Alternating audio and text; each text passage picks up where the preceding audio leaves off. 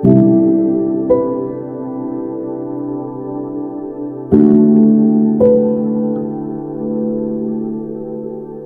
का दिन, इसका अर्थ क्या है? इसका अर्थ है इज़राइल और अन्य जो राष्ट्र हैं उनमें खुदावंद अपना हस्तक्षेप करेगा और महाक्लेश का ये समय ठहरेगा। इसका अर्थ है यहोवा का दिन। इसमें होगा मसीह का द्वितीय आगमन, कि परमेश्वर यीशु मसीह दोबारा आ रहे हैं। इसी के आगे हम चलेंगे तो होगा परमेश्वर का 1000 वर्ष जो इस संसार में वो राज्य करेगा। यहोवा का दिन, अपने जहन में अपने साथ ये बात को रखो कि कोई चले या ना चले, मैं परमेश्वर के पीछे अकेला ही चलूंगा। जितने चेलों को परमेश्वर यीशु मसीह ने बुलाया वो अपने काम कर रहे थे। हर एक बंदा, कोई अपना जाल सुधार रहा है, कोई और मछलियां पकड़ रहा है, कोई कहीं पर है, कोई कहीं पर है। परमेश्वर यीशु मसीह जब उनको बुला रहा है तो वो अपना अपना काम धंधा छोड़कर वो प्रभु के पीछे आ रहे हैं। अपने काम की तरफ ध्यान नहीं दे रहे। जब प्रभु ने बुलाया है तो अपना सब काम छोड़ा। ये नहीं कि प्रभु यीशु मसीह हम तेरे पीछे बाद में आएंगे, कल आएंगे, परसों आएंगे, 1 साल बाद आएंगे, पहले हम मछलियां पकड़ ले, बेच ले, उसके बाद हम आएंगे। नहीं, उसी समय उन लोगों ने अपना जाल, मछलियां पकड़ना उसी समय छोड़ा और वो यीशु के पीछे आ गए। इसका मीनिंग क्या है कि प्रभु परमेश्वर जब हमें बुलाता है, जिस सिचुएशन में बुलाता है, जिस परिस्थिति में बुलाता है, उस समय हमें परमेश्वर की आवाज को सुनना बहुत जरूरी है। यदि हम परमेश्वर की आवाज को नहीं सुनेंगे उस समय तो बहुत बड़ी आशीष को खो देंगे। पतरस, यूहन्ना, याकूब चेलों को बुलाया। यदि वो उस समय परमेश्वर से कह सकते थे, क्योंकि हर एक व्यक्ति आजाद है, वो मनुष्य भी आजाद थे कि वो कह सकते थे कि हम तेरे पीछे नहीं आएंगे, वो आजाद थे। लेकिन उन्होंने अपना काम छोड़कर प्रभु की बात को, परमेश्वर के वचन को प्राथमिकता दी। आज हर एक विश्वासी के लिए ये है, इस महाक्लेश के दौरान, इस यहोवा के दिन जो शुरू हो गया है और बड़ी तेजी के साथ ये यहोवा का दिन आता है। इस यहोवा के दिन में हमने क्या करना है? हमने उस खुदा की आवाज को सुनना है। अब प्रश्न है, परमेश्वर की आवाज कैसे सुने? किसी पास्टर के माध्यम से परमेश्वर आपसे बात कर सकता है, किताब के माध्यम से परमेश्वर बात कर सकता है, आप YouTube चैनल खोलते हो उस माध्यम से परमेश्वर बात कर सकता है, आप बाइबल पढ़ते हो, परमेश्वर माध्यम बन सकता है परमेश्वर का वचन, दर्शन, स्वप्न, आवाज किसी की आप सुनकर परमेश्वर को अपनी जिंदगी दे सकते हो। और ये समय अभी है कि हम अपना सब कुछ छोड़कर, जब परमेश्वर हमें अपने कार्य के लिए बुलाता है या चेतावनी देता है, हमने उसकी आवाज की इज्जत करनी है। जो कुछ भी आप परमेश्वर के लिए करते हो वो बेकार जाने वाला नहीं है।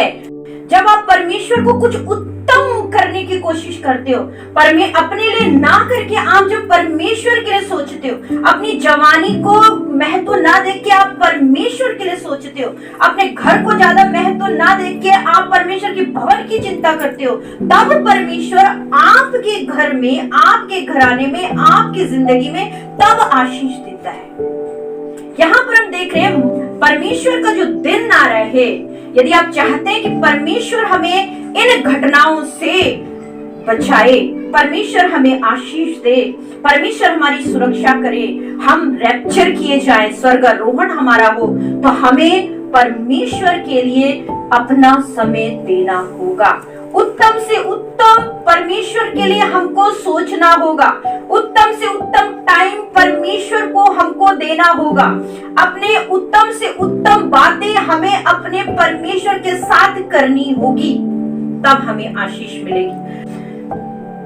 लूका रचित सुसमाचार उसका 4 अध्याय 16 से 21 तक।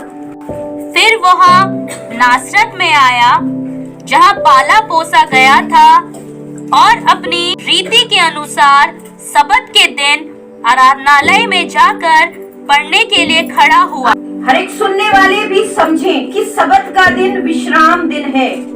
यदि वो विधाता का पुत्र, वो सृष्टिकर्ता, वो राजाओं का राजा और प्रभुओं का प्रभु, उसको स्मरण है कौन सा दिन? सबत का दिन। कौन सा दिन? विश्राम दिन। उसको स्मरण है सबत का दिन, उसे स्मरण है विश्राम दिन। और वो सबत का दिन जो विश्राम दिन है, उसमें वो आराधनालय में जाता ही जाता है। आप समझो, यदि आप और मैं बोलते हैं हम यीशु के अनुयायी हैं और हम उस विश्राम दिन को भूल जाते हैं, तो याद रखना कि हम अपने पापों की गठरी भर रहे, कुछ नहीं कर रहे।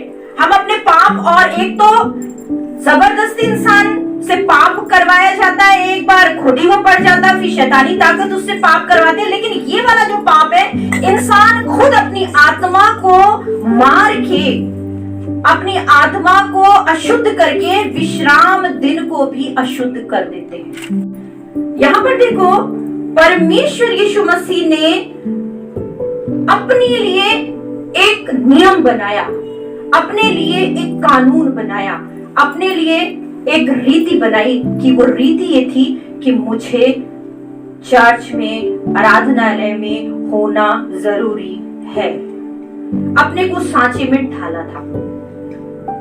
वो खुद ही दाता है, खुद ही दान है, लेकिन क्या चेलों को सिखा रहा है? विश्राम दिन को पवित्र मानो। वो क्या फिर हमको सिखा रहा है? विश्राम दिन को पवित्र मानो। अब क्या हो रहा है? पवित्र मान रहा है, चर्च वो गया आराधनालय में। अब क्या हो रहा है? देखो, पढ़ो।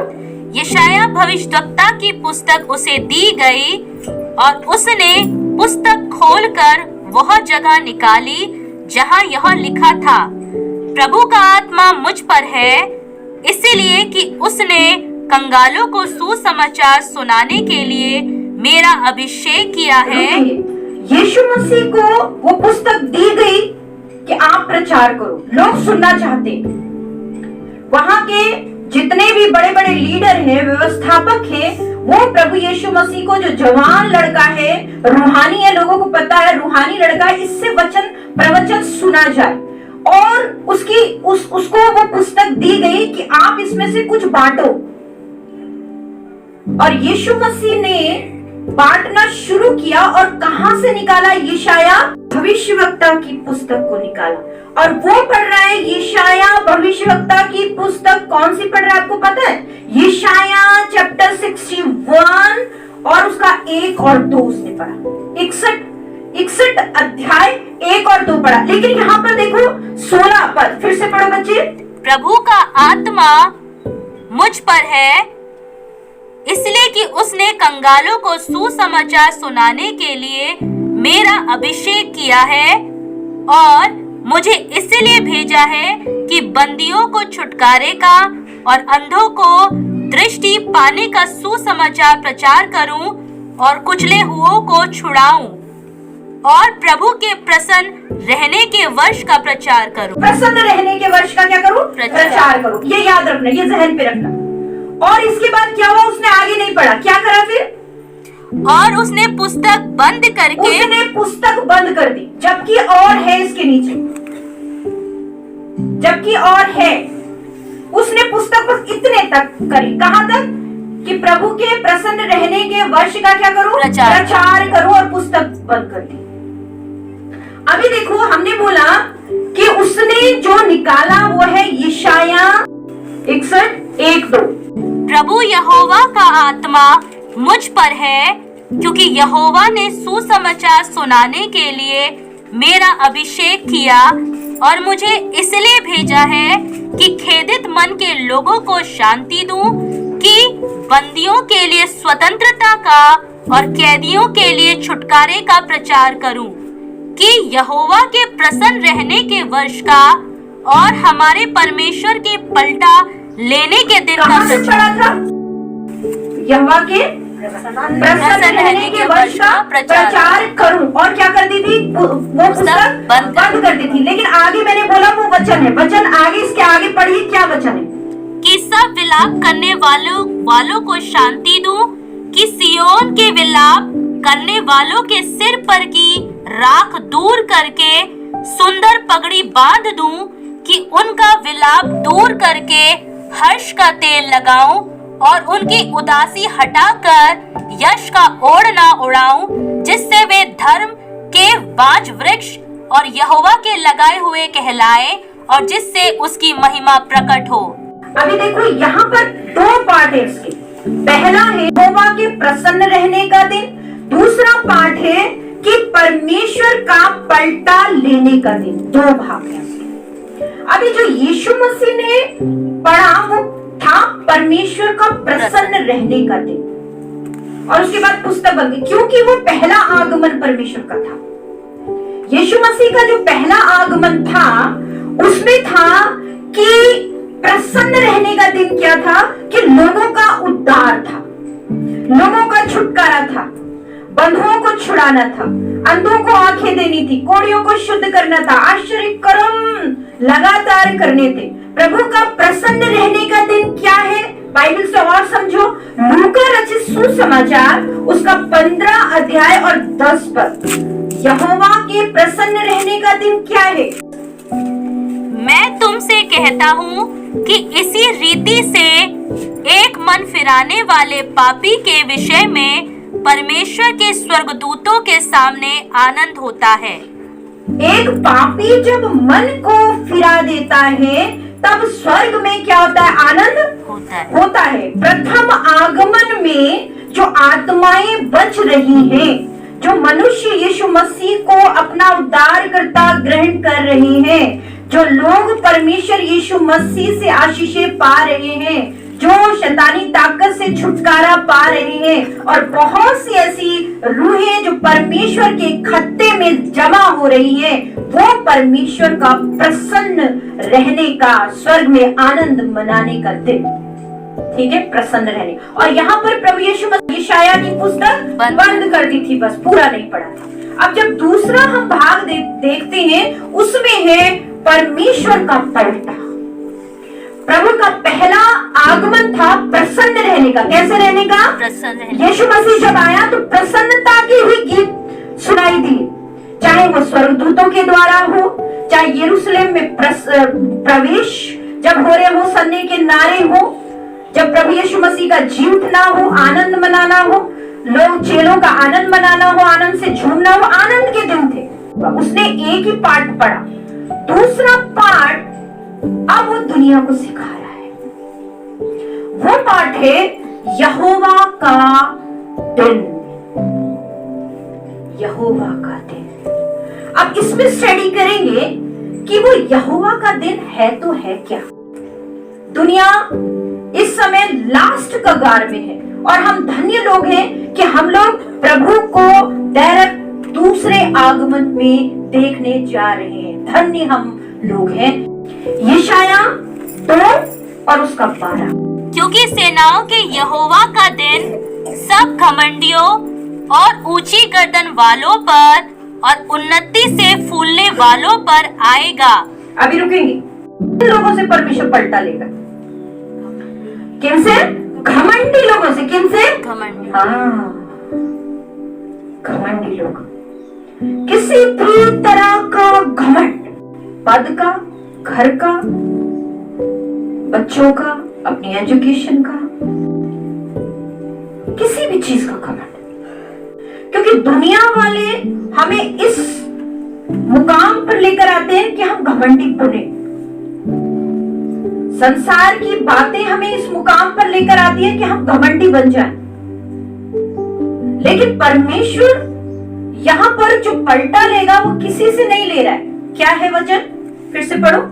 फिर सेनाओं के यहोवा का दिन सब घमंडियों पर पड़ेगा, और ऊंची गर्दन वालों पर। ऊंची गर्दन मतलब कि जमीन पे देखते नहीं है, ऊपर ही ऊपर आकाश की बातें करते, जमीनी स्तर की बातें नहीं करते, वो आकाशों की बड़ी बड़ी डींगों की बातें करते। सावधान, जो सुन रहे हैं उनके लिए भी ये वचन है।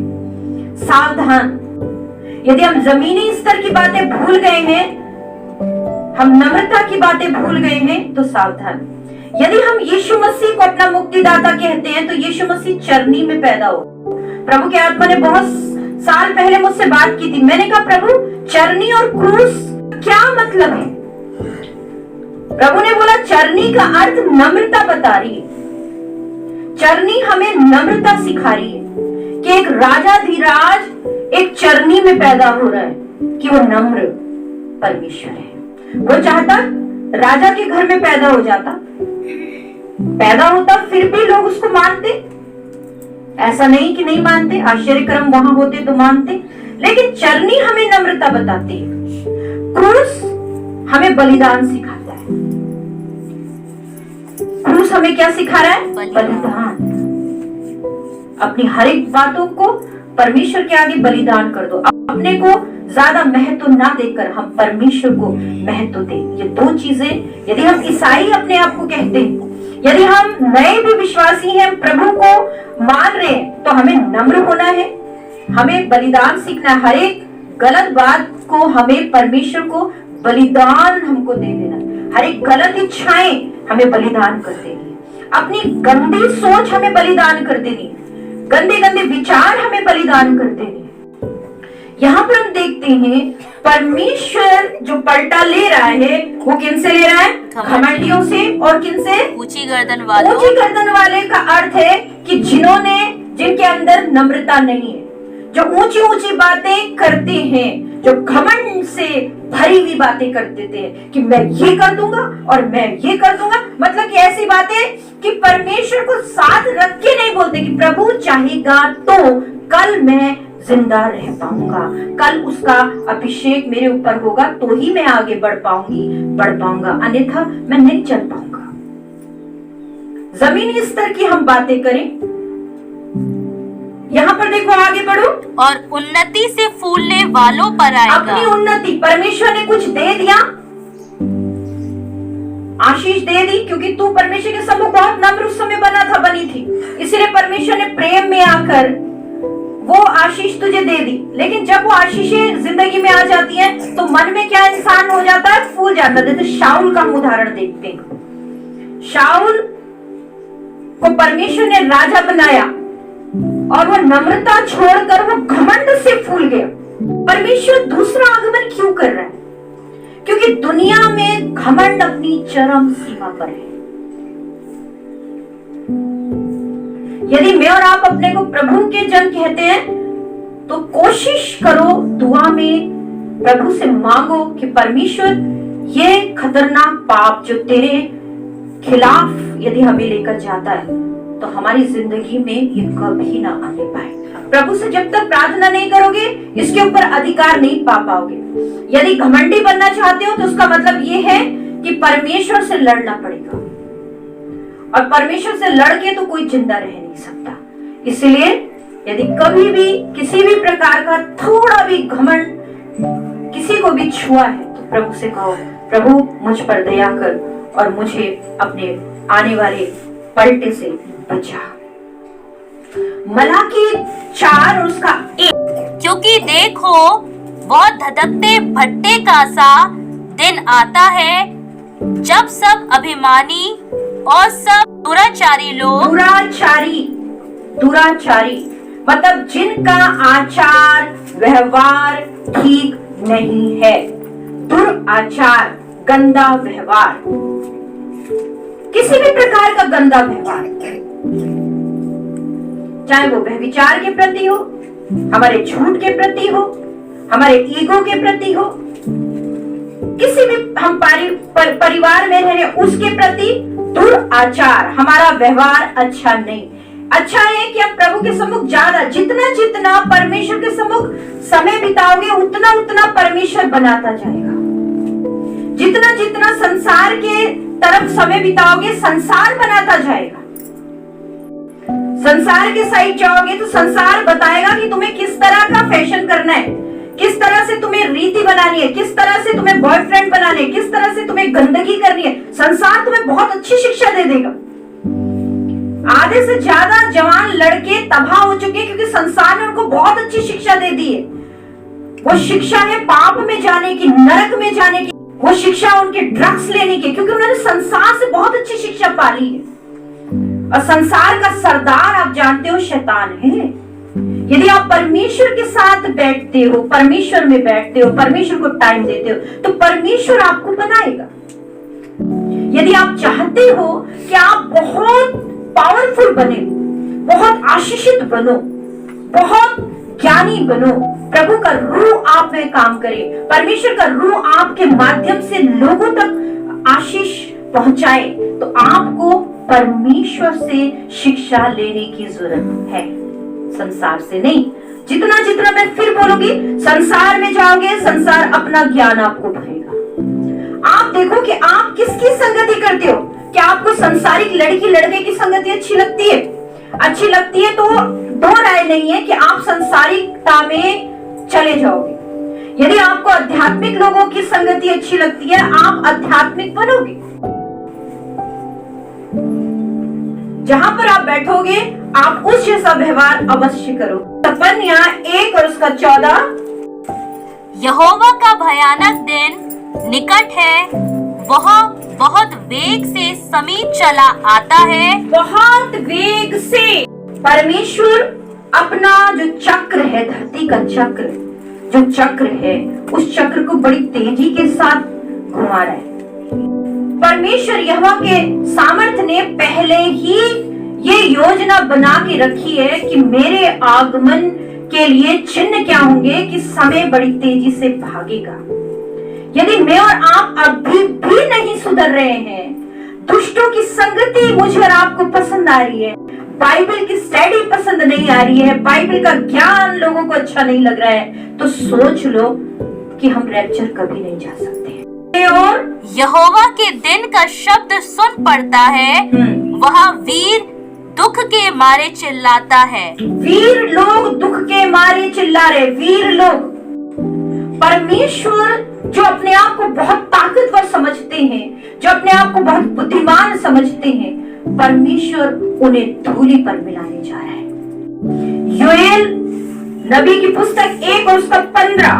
उस दिन के कारण हाय, क्योंकि यहोवा का दिन निकट है। उस दिन के कारण हाय, लिखने वाला जब देख रहा है, लिखने वाले के पास जब भविष्यवाणियां आ रही है, तो योएल लिखता है उस दिन के कारण क्या? हाय। हाय मतलब कि उस पीरियड में, योएल के पीरियड में नहीं हो रहा, लेकिन उस दिन, जिस दिन वो घटना उन लोगों पर, उस स्त्री पुरुष बच्चों पर पड़ेगी, उस दिन पर हाय, उस समय के लोगों पर हाय। वो देख रहा है और वो देखते देखते वो लिख रहा है। परमेश्वर का भविष्यवाणी आ रही है, भविष्यवाणी आते आते बोलो ओ परमेश्वर, हाय परमेश्वर उस दिन के ऊपर। कितना खतरनाक वो दिन होगा कि जिसके लिए तू ये भविष्यवाणी कर रहा है, मतलब इस पीरियड के लोगों के लिए योएल उस समय हाय कर रहा है। और क्योंकि यहोवा का दिन निकट है, वह सर्वशक्तिमान की ओर से सत्यानाश का दिन होकर आएगा। सर्वशक्तिमान परमेश्वर, सारी शक्तियों से भरा हुआ परमेश्वर, सारी अधिकारों से भरा परमेश्वर, सर्वशक्तिमान। कोई भी अधिकार मनुष्य के पास नहीं, लेकिन परमेश्वर ने हमें अपने स्वरूप में बनाया। वो चाहता है हम उसकी समानता में बने। जब समानता में बनेंगे तभी अधिकार आएंगे। प्रभु चाहता है हम उसके समान बने, यीशु के समान बने। यदि हम यीशु के समान बनेंगे तो ही उसकी समानता में आएंगे। अब यीशु के समान कैसे बनेंगे? जब हम अच्छे होंगे। अच्छे कैसे होंगे? जब हम घमंडी नहीं होंगे, जब हम दुराचारी नहीं होंगे, जब हम वीर होंगे लेकिन हमें घमंड नहीं होगा, हमारे पास धन होगा लेकिन हम कहेंगे प्रभु ये भी तेरा है। यीशु मसीह द्वितीय आगमन में अपने लोगों को पवित्र बनाएगा। ये ध्यान देना। यदि आप पवित्र नहीं बन रहे हो, इसका मतलब है कि आप परमेश्वर के चुने हुए नहीं हो, आप परमेश्वर की आवाज को सुनना नहीं चाहते हो, तो इसका अर्थ है कि आप रैप्चर नहीं होगे। आप परमेश्वर से, उसके वचन से कुछ सीख रहे हो और सीखना बहुत चाहते हो, इसका अर्थ है कि परमेश्वर आपको बना रहा है आने वाले रैप्चर के लिए।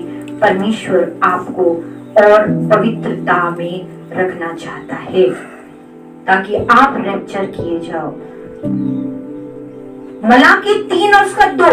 परंतु उसके आने के दिन को कौन सह सकेगा, और जब वो दिखाई दे तब कौन खड़ा रह सकेगा? क्योंकि वह सोनार की आग और धोबी के साबुन के समान है। सुनार की आग का अर्थ है कि वह तुझे पवित्र करना चाहता है। इस पीरियड में दूसरे आगमन से पहले पहले परमेश्वर तुझे पवित्र करेगा। तू पाप को बिल्कुल पसंद नहीं करेगा। ये पहचान होगी कि तू रैप्चर में जाएगा। ये पहचान है। यदि तू पवित्र बन रही है, इसका अर्थ है कि तू तेरा रैप्चर होगा ही होगा। यदि तूने ठान लिया कि इस साल मैं और पवित्र बनूंगा, परमेश्वर के विश्राम दिन को पवित्र मानूंगी, परमेश्वर से और स्टडी में लूंगी प्रभु के रूह में, तो इसका अर्थ है कि वो सुनार है और तुझे उस आग में और पवित्र कर रहा है। तू पवित्र बन रही है तो तू सुनार की उस आग में तू तपाई जा रही है। इसका अर्थ है कि परमेश्वर तेरा शुद्धिकरण कर रहा है। फिर दूसरा वर्ड आया है क्या? धोबी के साबुन। धोबी का साबुन। धोबी का साबुन का अर्थ है कि साफ करना। यदि तू हर रविवार साफ की जा रही है, उस साबुन से साफ किया जा रहा है, तो इसका मतलब है परमेश्वर तेरा शुद्धिकरण कर रहे हैं। प्रभु का वचन धोबी का साबुन है। मैं नहीं बोल रही, प्रभु का वचन बोल रहे हैं यहाँ पर। वो सुनार है। सुनार आग में तपाता है, साफ करता है, पवित्र करता है, मिट्टी निकालता है, तपाता है। सुनार। यदि तू पवित्र बनते जा रही है, इसका मतलब है कि प्रभु के द्वितीय आगमन में तुझे यहाँ रोकने वाली कोई भी ताकत नहीं है।